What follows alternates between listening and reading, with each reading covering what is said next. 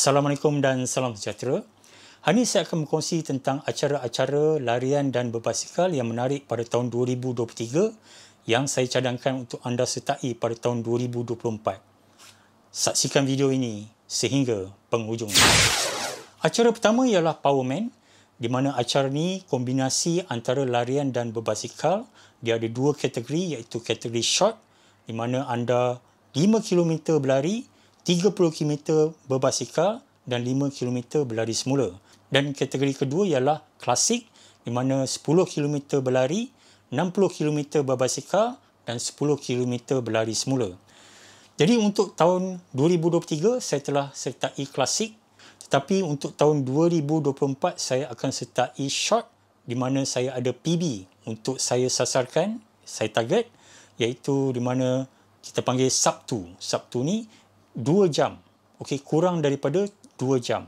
Jadi bermaksud 5km larian pertama kurang daripada 30 minit, 30km berbasikal kurang daripada sejam dan 5km terakhir kurang daripada 30 minit juga. Jadi ini adalah target saya pada tahun 2024. 2023 menyaksikan bahawa acara ini dianjurkan dengan profesional sekali. Anda pun bila sertai anda rasa seperti pro. Dan memang susah saya rasa untuk anjurkan acara ni dari segi keselamatannya, kawalannya, dan di mana mereka nak menjaga basikal-basikal anda yang mahal tu. Jadi ini adalah terbaiklah pada tahun 2023. Saya tidak mendengar isu-isu yang besar.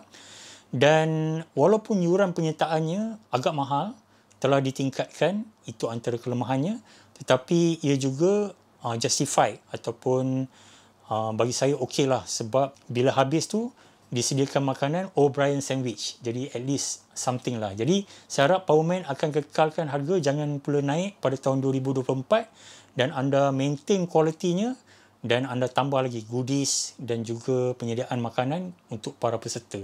Saya rasa event ni boleh menjadi kekal 5 bintang dan ia adalah antara acara duathlon yang terbesar sekali di dunia yang membuatkan rakyat Malaysia patut berbangga.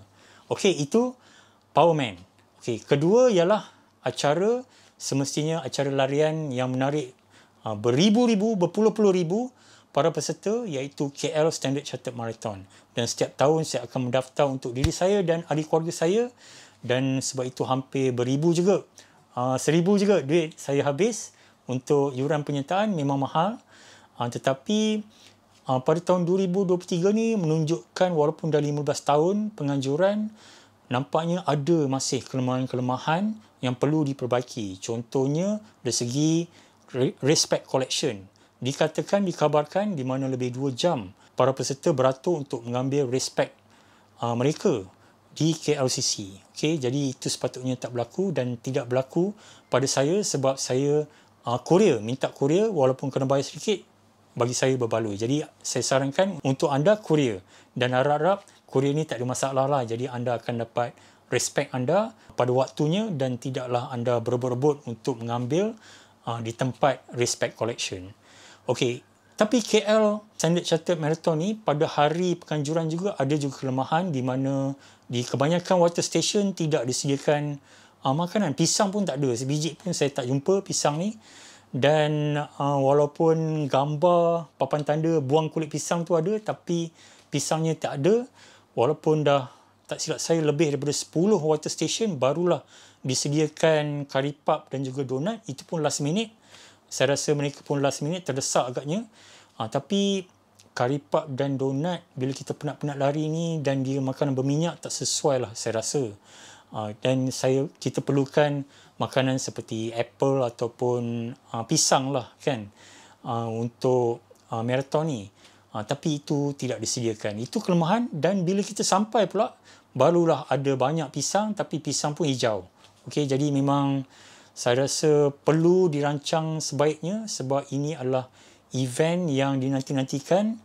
Ia bertaraf antarabangsa juga, antara teramai penyertaan di Malaysia ni. Tetapi kualitinya patut diperbaiki. Dan satu lagi kelemahan iaitu tempat mengambil wuduk memang perlahan, memang slow, airnya sedikit. Walaupun disediakan pipe beberapa tapi tidak mencukupi. Dan tahun 2022 lebih baik lagi sebab airnya keluar terus daripada lori. Tapi tahun ni kurang. Jadi kena fikirkan pihak penganjur disediakan macam mana, mungkin letak dalam botol-botol ke, sebab kita pun bukannya air tu mesti kena daripada saluran paip kan. Jadi air yang bersih anda boleh letak dalam botol siap-siap, dan para peserta lain kalau tak boleh pergi ke paip, dan anda boleh ambil air melalui botol-botol yang disediakan. Jadi anda kena rancang dengan betul supaya kita tidak membuang masa di tempat musola. Jadi kita dapat teruskan maraton kita, larian kita dengan lebih baik lagi, dengan lancar. Okey, itu komen saya tentang KL Standard Chartered Marathon, dan tahun 2024 insya-Allah saya akan sertai juga sebab ini adalah kebanggaan Malaysia dan kita berikan full support untuk event ni. Pihak penganjur sila perbaiki mutu penganjuran anda. Dan ketiga ialah acara seperti subscriber saya cakap, acara yang dinanti-nantikan pada tahun 2024 yang dianjurkan dengan baik sekali pada tahun 2023 iaitu Lekas Highway Night Race. Walaupun pada mulanya bila pendaftaran dibuka agak nervous juga, di mana sistemnya down, sistemnya jam, di mana mungkin terlampau ramai ingin menyertainya ataupun sistemnya mungkin tak bagus.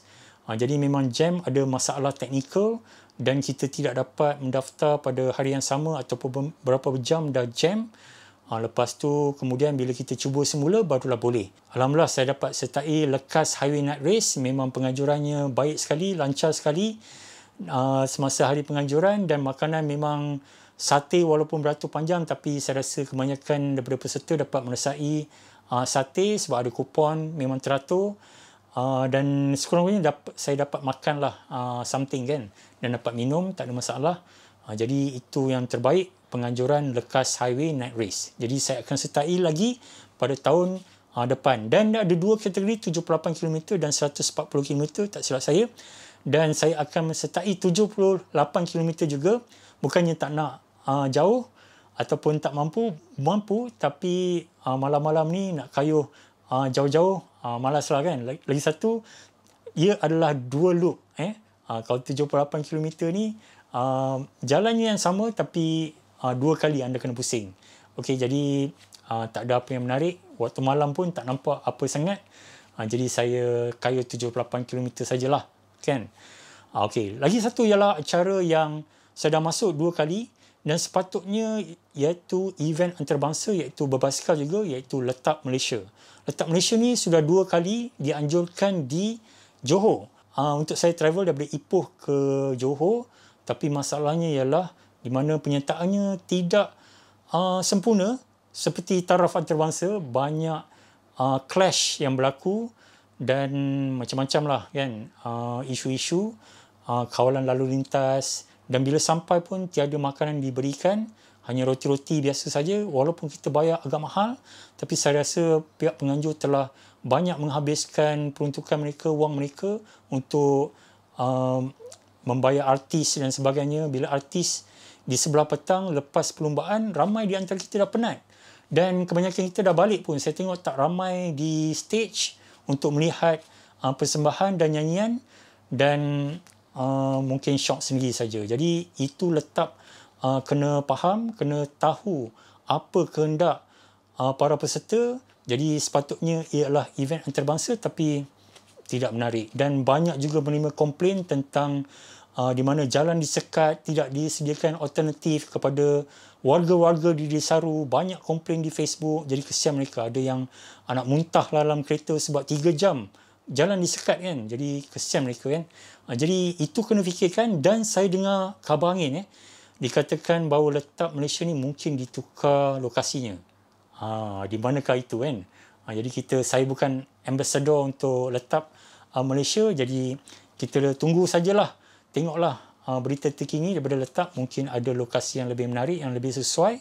Dan kalau okey lokasinya, dan saya harap pihak penganjur lebih berdedikasi untuk perbaiki.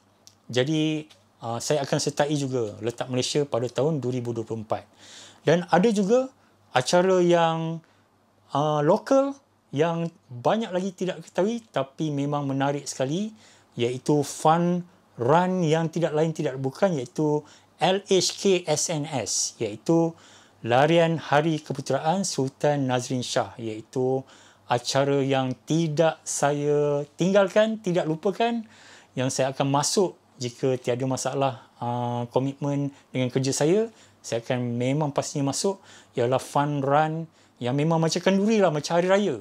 Jadi macam-macam jenis manusia akan masuk dalam acara tersebut, dan goodie bagnya memang luar biasa. Hanya RM30 untuk 15 km. Bayangkan anda dapat tumbler, anda dapat shoe bag, anda dapat t-shirt untuk larian, dan bila habis finisher t-shirt pun dapat lagi, dapat medal, makanannya banyak, air kelapa seorang sebiji, apa lagi yang nak, kan?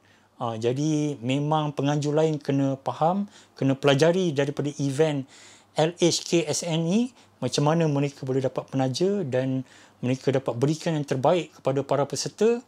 Itu yang kita nak. Dan pada tahun 2023, masalahnya ialah dianjurkan di Taiping, saya faham, untuk sambutan ulang tahun Bandar Taiping 150 tahun. Okey, tapi dengan ceritanya telah disahkan dan ada tarikh, iaitu akan dianjurkan di Kuala Kangsar semula, di mana kita akan dapat melalui lagi sawah padi bersama-sama orang kampung. Jadi suasana kampung tu memang menarik, unik event Kuala Kangsar ni, di Kuala Kangsar ni. Dan itulah LHKSNS. Jadi kalau ada berita-berita yang terkini bila pendaftaran dibuka, jadi saya akan maklumkan dalam channel saya dan juga Facebook Sembang Basikal is Free. Jadi jangan lupa untuk follow Facebook group saya. Sekarang sudah lebih 6,000 followers dan insyaAllah akan bertambah lagi. Dan event-event menarik saya akan kongsikan di dalam Facebook group saya, Sembang Basikal is Free. Okey, event lain apa dia? Iaitu baru-baru ni DRCC.com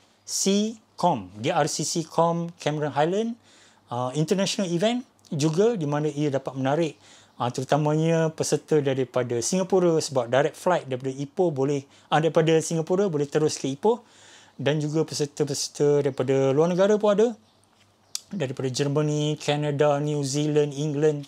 Okey, jadi ada juga yang datang untuk menyertai event ni, di mana anda berkayu daripada Simpang Pulai terus kepada Cameron Highland. Okey, inilah kom yang menarik.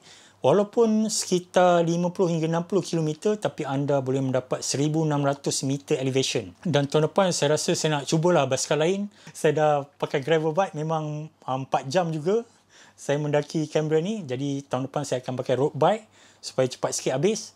Dan juga tahun ni 2023 ada kelemahan-kelemahannya. Contohnya pengangkutan tidak disediakan. Kena bayar pun kita don't mind, kan? Tapi apa yang berlaku ialah tidak disediakan. Saya rasa lori polis pun semakin berkurangan. Mungkin tak tahulah apa yang berlaku, kan. Jadi mereka kena pastikan ada sweeper, ada marshal, supaya mana-mana peserta yang tinggal ataupun dia ada di water station cut off, supaya bila ada yang slow riders tu, mereka kena sweep semua, pastikan mereka semua selamat, angkut terus ke tempat finish line, dan kemudian bila turun pastikan semua ada pengangkutan untuk dapat turun.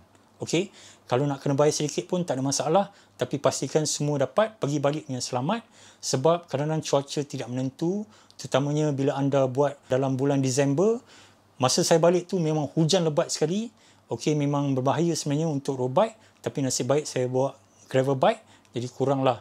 Dan saya nampak di depan saya pun ada juga yang bawa mountain bike, kan. Jadi walaupun katalah saya turun pukul 3, mereka ni dah turun daripada pukul 2 lagi, tapi saya dapat kejar mereka, kesian mereka. Okey, mountain bike turun bawah, kan. Jadi memang mencabar hari hujan. Jadi kita kena pastikan keselamatan. Jadi pihak penganjur sila ambil perhatian. Kalau nak event ni jadi 5 bintang, pastikan tahun depan pengangkutan disediakan, keselamatan diutamakan. Water station, pastikan sentiasa kena ada air. Bukannya senang-senang nak buat kom ni, tak ada air pula tu, orang mesti marah. Jadi kalau pastikan semuanya selamat. Okey? Dan semuanya cukup. Alright, itu antara event yang menarik. Apa pendapat anda? Apakah event-event yang lain yang menarik? So, subscriber saya ada yang telah menjawab, macam skor marathon ataupun skor run, dan juga ada juga Garmin Run. Dan tahun depan juga saya telah pasti saya akan memasuki 2 event yang bagi saya memang menarik. JFNY Kuala Lumpur saya dah sertai pada bulan Februari yang lepas, dan saya rasa kualiti bajunya, kualiti jersey-nya memang berbaloi sekali. memang kos pun mungkin 200-300 kalau dijual jersey seumpama itu, dan kualitinya tinggi, dan walaupun yuran penyertaannya mungkin sekitar 400-500, saya rasa masih berbaloi. Dan event ni anda boleh pergi ke mana-mana negara lain yang dianjurkan. Dia pun adalah event antarabangsa dan memang sistemnya hampir sama, dan kalau anda sertai dalam 3 kali event ni, anda akan dapat special lagi medal, 3 times event. 10 kali pun anda akan dapat medal yang special. Jadi anda boleh sertai di Malaysia dan juga di negara lain, dan saya telah sertai di negara seperti di Bali, kan. Okey, itu antara keunikan JFNY. Dan kemudian juga untuk larian Cam Run, iaitu saya nak cuba untuk pertama kalinya. So rakan-rakan saya kata best boleh pakai jaket, lari di suasana yang sejuk macam di overseas juga. Jadi kita akan dapat lari di Cameron Highland pada waktu malam. Jadi Cam Run ni memang menarik. Jadi saya dah daftar, dan kita nantikan event-event yang menarik. Jadi apa pendapat anda? Apakah event-event yang menarik yang patut disertai pada tahun 2024? Jadi tolong tulis di bahagian komen, dan saya mungkin insyaAllah kalau ada kelapangan saya akan sertai dan saya akan buat review event yang best ni. Dan jangan lupa tolong komen, like, share dan subscribe. Sekian, terima kasih. Wabillahi taufiq wal hidayah. Wassalamualaikum warahmatullahi taala wabarakatuh.